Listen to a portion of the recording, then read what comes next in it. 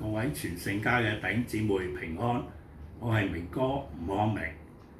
咁我多謝各位分享我信主嘅經歷。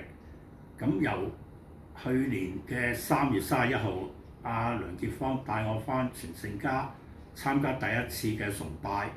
咁之後經過幾次嘅崇拜，而且亦都喺崇拜期間參加過一啲活動。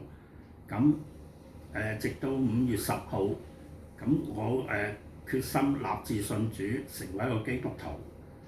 咁喺我7月因病入咗醫院，更加入埋 ICU。咁喺我個手術床上，我當時望著眼手術燈，我係個心一啲都唔恐懼，因為個心係諗耶穌喺我心裏邊。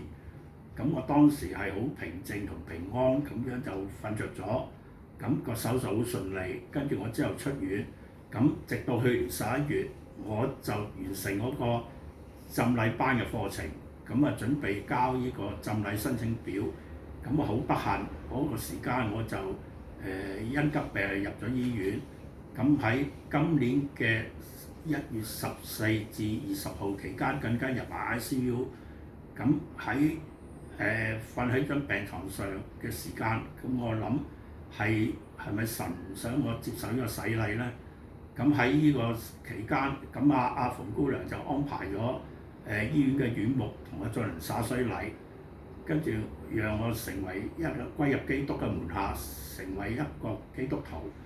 咁我當時嘅心係我終於明白神係可能因為我患病唔適合做浸禮，所以安排個灑水禮俾我。咁讓我係能夠係歸入基督嘅門下。咁喺信咗主之後，令我生命改變咗好多，人生嘅價值觀亦都改變咗好多。我由以往因為患病好悲觀，而變到而家係樂觀同埋開朗。咁同埋佢對好多事情都唔會太計較執着。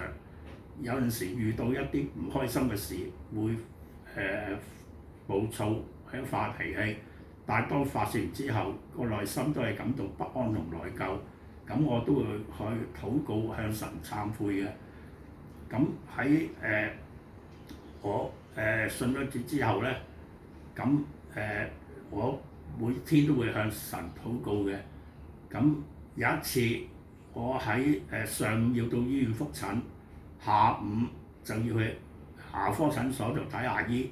咁當時嘅時間相距得1個鐘到嘅啫，咁我時間相當緊缺嘅。咁我喺治療前一晚我就向神禱告，希望當日嘅交通順利，能夠兩邊都準時到達。咁直到治療當日咧，上午咁我喺醫院嘅大堂等緊見醫生嘅時候，咁啊接到牙科診所嘅電話，就話因為牙醫有事請咗假，要我改期再嚟睇。咁我當時鬆咗一口氣，我係相信係神出手幫我嘅。咁另外我喺未信主之前，我有陣時瞓覺咧會俾一啲靈體擲住咗身體嘅，啲手腳係麻痹晒佢，幾經掙扎先喐得到嘅。呢啲可能俗稱話俾鬼擲。咁我試過未信主之前，我就會講拿我啲頭髮，拿我啲頭髮，但係都冇乜效用嘅，佢好似越壓越實。直到我信咗主之後咧，咁有2次又係咁嘅情況，又係瞓覺嘅時候，又係俾啲嘢擲住個身體，手腳麻痹。咁我當時個心係諗住耶穌喺我心裏邊與我同在。咁我就講一路不停咁講主耶穌基督，主耶穌基督。咁跟住個身體係唔使掙扎，就好自然咁樣鬆開。經過2次之後，就冇再有呢啲情況出現啦。